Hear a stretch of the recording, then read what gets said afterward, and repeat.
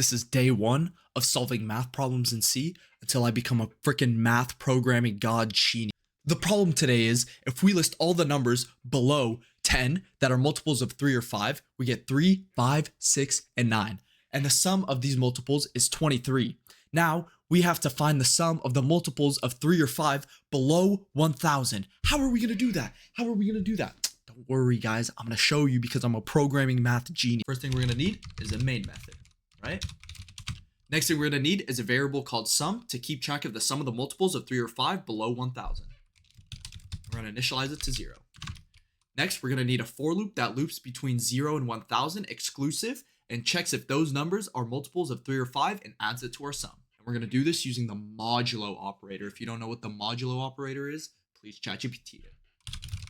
And I is equal to 0, I is smaller than 1,000, I plus plus. And remember, I said 0 and 1,000 exclusive, so I'm going to turn this to a 1. We're going to check if I mod 3 is equal to 0 or I mod 5 is equal to 0. We're going to add it to our sum.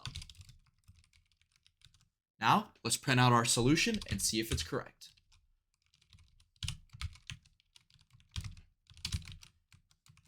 And don't forget to include the standard IO library. All right, now let's return our main method and compile this file. All right, to compile this file, I'm going to do GCC and my file name. Then we're going to do O. All right. Now let's run our file. 2,000. What is that? 233,168. No way that's correct. Let's check if it's correct. All right, guys, I plugged it in and the answer was actually correct. Let's go, guys. Get ready for day 2.